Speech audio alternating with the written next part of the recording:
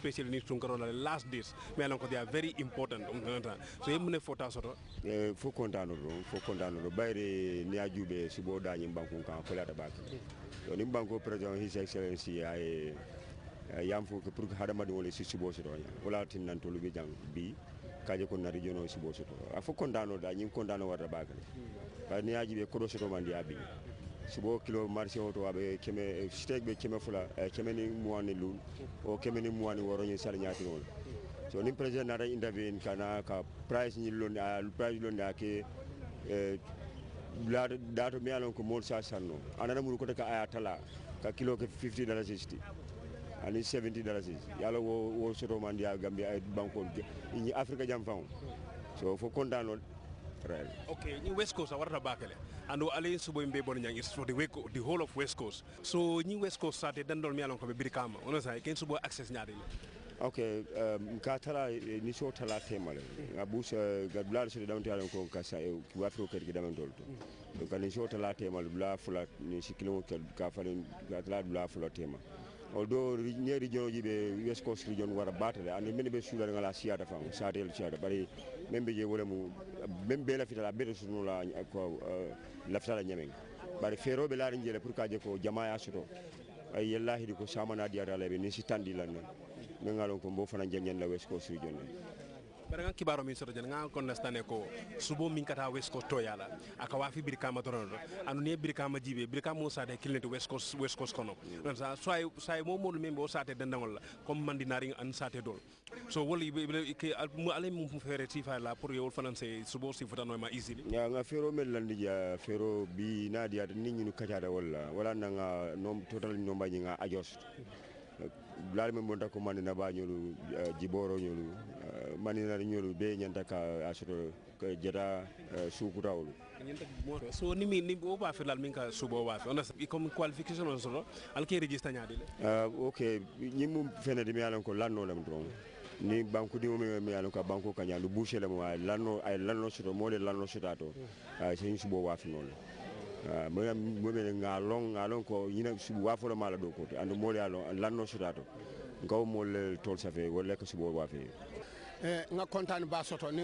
combat falanta be falano nte tom Boubacar Silalti ntara kanilla ala gadno to mbedo ko laje bari ate kabira sita man sala fobbi sango ala makoro kala fale anene buka tala ko ma kala fale wala tunan tolju sola tala ko la ni subo ni momo ya kada kono kadwala la nyim palaso la fala sa suturaje ala sa tankaje ala sa meje because ay muslimo le makoy kabirin sukurola tulo mburo subo mota folano Gambia beju solata mi ya soto mi ma soto because mo beta soto la no bari baje la ko ni la badi ya soto to ete ya soto le yo ota ala demaro mtelbe kontanere wala bake mbe kontantel kabri sunkaro lota alhamdulillah rabbil alamin sunkaro lungo anim bitema lungo lun seni soto adun ka waful ay bang andu na buse kanal ay kodo verse buduto te kom woton tolju solata la ko la bake mbe jusulare mbe duala ay fanan fala sala mansa ala sa barko keje Yahya Jammeh nte ka fo Gambian koliyel alfa folole biri be banko nyin la tibabo le bulu e duale ke ka alfatiha ta kantol dindung sindin ka banko lipa ka fo banko la kayro be mimbala ala o mari banko la kayro be mimbala ala man Gambia banko du no mari buloko mbadi ngol wato yen so nyinela anumbe dannale janneto barin sal bulale juber ke nyen natalu la min yalon ko ngol letale num sere ko nda marseto tumol min na molbe hawjuto sandiro ke pare salola mi yalon ko wolon somati jandi wodoron mbedu wala la sal nyimala almanna sal siyala annal badi malanu fato jasi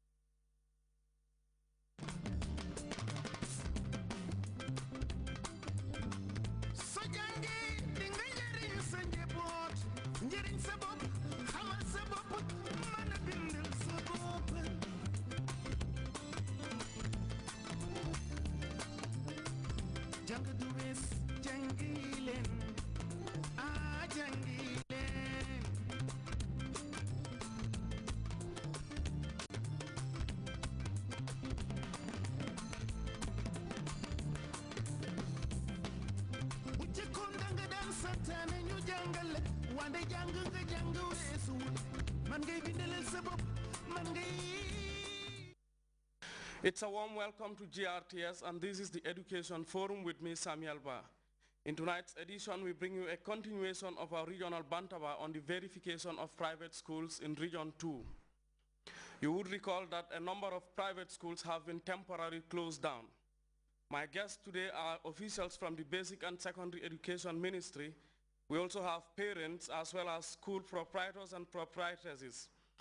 Also in the program, we have representatives of bodies with stakes in education. As part of this Japanese-funded Social Development Fund ECD project, we are receiving a consultant that will be working on the, we're not only talking about the scheme, but the curriculum for ECD. So we have recognized that that has been an area that was not coordinated. Every ECD, was doing something on its own. Like you will have some ECD that will be devoting more of their time on, let's say, arithmetic. Some will look at rhymes. Some will look at.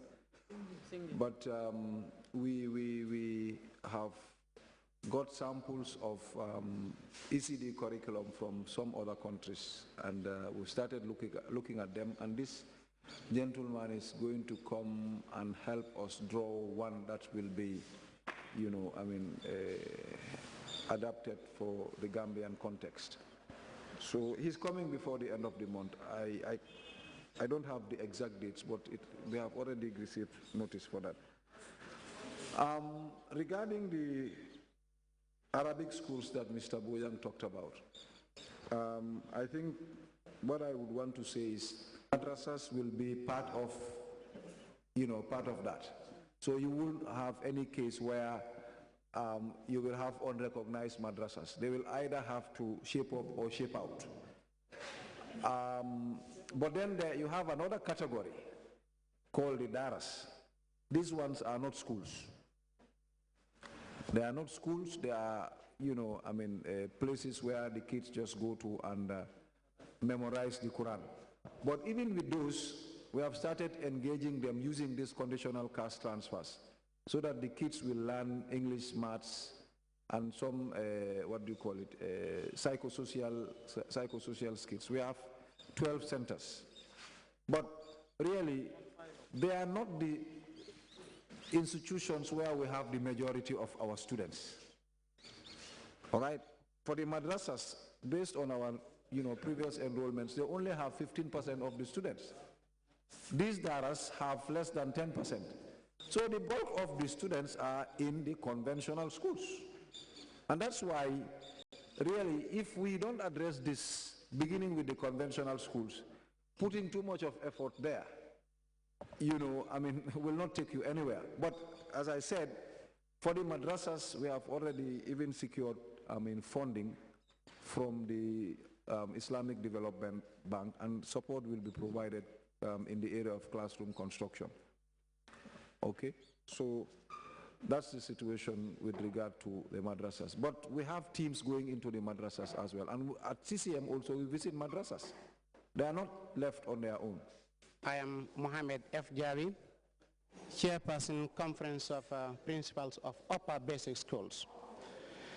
First, I would like to thank the ministry very much for organizing such an important gathering. Quite often the time, I always said, one of the things why the ministry is ahead is because of its nature of openness to the society.